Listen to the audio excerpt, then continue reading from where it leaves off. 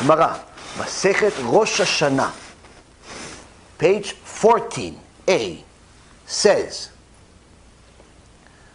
the Chumra Bet Shammai, the Chumra Bet Hillel, Shoteh. Someone that's looking for the stringencies only. He wants to be ultra Haredi, the Haredi of Haredi. Only stringencies. Everything's not allowed. Not allowed to look at anything. Even your own wife. Not allowed to look at the wall. Close your eyes. Walk like this all the time. Look at this. Guess what's next to you. Not allowed to eat. Unless it's sand. Because that has to be kosher. Not allowed to do nothing. Not allowed to enjoy. Not allowed to make money. You have to be poor in the streets. Everything's not allowed. Why? Because maybe Bet Shammai said it's not allowed. Everything is not allowed. He's looking for the stringencies of Bet Shammai and Bet Hillel. Gemara says this shoteh. This guy's crazy person. Crazy person. And kula the Bet Shammai, the kula the Bet Hillel, Rashau.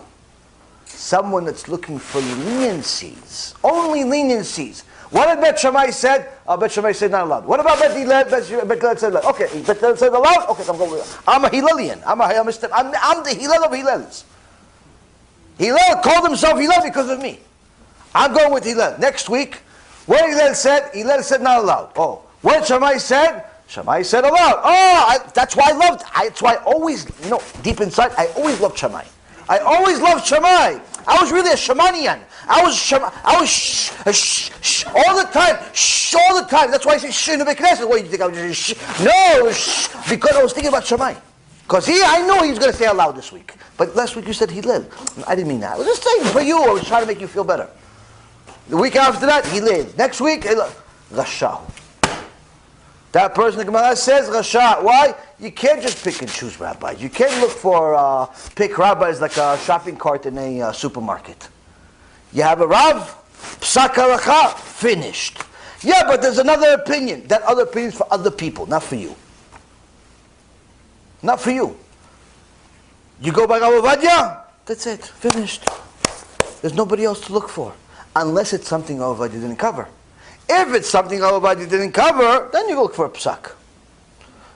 If it's something Rav Ovadia says you're allowed to go to a different psak, then you could go. But if Rav Ovadia paskined on this, and he said no, or he said yes, and you do other, you are a sinner in Shamayim. Yeah, but this other rabbi is also really big, and he said it's okay. Yes, but you don't hold like him. That's why, by the way, there's no leniencies for Sephardic Jews to wear wigs. Why? Because Rav Ovadia says no. Shulchan Aruch says no. חוץ מהשיגעון של פי אנוכית, שזה נהיה היום שיגעון שם רחם, דבר כזה היה פעם בספרדים. הרי אני ביררתי את העניין. השערות שמביאים פי אנוכית, רובם ככולם שיער שמגיע מעבודה זרה. זה כמה, מחילה מכבוד תורתו, הרב גרוס, זמנו שדיברו על זה שזה שערות של עבודה זרה. הרבה, אשכנזים, ליטאים, חסידים, הפסיקו לחבוש פי אנוכית, שריהם ישראל. הם הולכים כולם עם מטפחת, איזה יופי היה. פתאום בא הרב גרוס הזה, והתיר את הפאה, ואז חזרו בחזרה. אני ביררתי את הנושא, טוב, ביררתי, דרך כל מיני אפשרויות. מתברר לי 100% שזה מגיע משיער של עבודה זרה. אדם שקונה פאה אנוכית בבית, אחר כך לא יגיד למה יש לי צרות, למה יש לי דברים, הנה יש לך עבודה זרה בתוך הבית. That's it. Yeah, but the Ashkenazi poskim, they're also big. Yes, they're wonderful, they're big, they're amazing, but they're not for you. Yeah, but there's another Sephardi posek that says it's okay. Yeah, but he's not really your posek. You hold by Rav Ovadia 99% of the time. You can't just choose to hold this one on that one. You can't pick and choose rabbis like this. It doesn't work like that. And you know who made this mistake and continues to make this mistake every day and destroy the communities? Modern Orthodox. Modern Orthodox rabbis, God bless them, to do tshuva themselves so their kilot can do tshuva. One of the things that many of them do, I don't know if all of them do, but many of them do, is they give a lecture in the YU strategy, which is how speaker shows up, the rabbi shows up, but before he shows up, somebody comes and gives every attendant a source sheet. A nice folder of all the material he's going to speak about. And all of the opinions he's going to mention. And it's going to tell you, this posek said yes, but later on, this other posek said no. And this other one said maybe. And this other one said yes. And this other one said no. Yes, no. At the end of the lecture, everyone's confused because he doesn't tell them what's the bottom line. He just tells you, we have a lot of opinions. And guess what happens? Modern Orthodoxy is born. You know what's modern Orthodoxy? I'll just pick whatever I want. Why? He told me there's 2 opinions, there's 500 opinions to everything. So I'm just going to pick one of them. The Gemara specifically forbids this.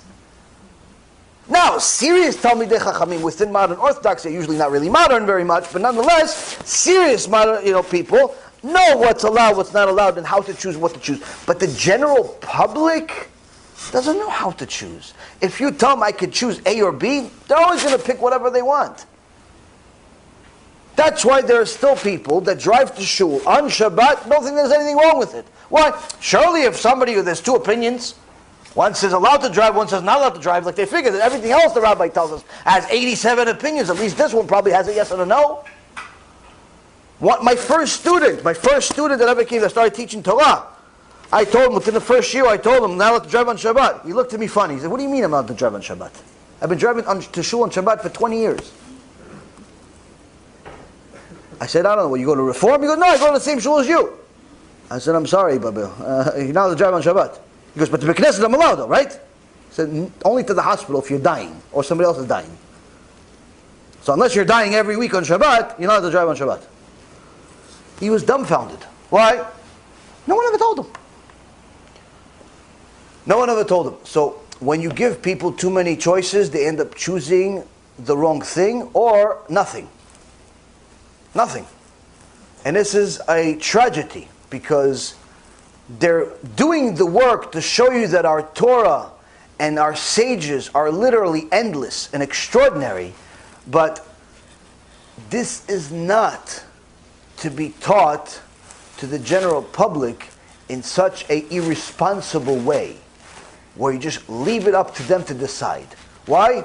The kula bet Shammai, the kula bet Hillel, rashahu. If they're always going to look for leniencies, they're wicked. And if the rabbi is looking for leniencies, erev rav, not just rabbi, not just rasha.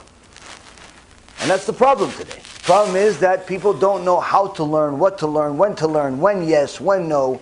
This is why the Syrian community, the Ashkenazi community, the Hasidic community, everybody is community. The foundation always has been Yirat Shamayim. Why? If you have Yirat Shamayim, you're going to know how to use the rest of the information. You're going to know how to use Halacha. You're going to know how to use the Gemara. You're going to know how to use everything else. But without Yirat Shamayim, without fear of the Almighty, you'll distort everything.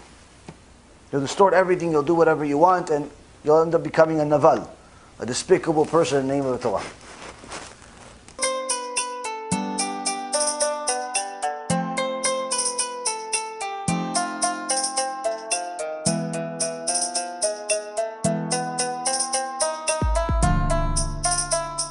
Let me know what you think, and make sure to share it, because other people need to learn too.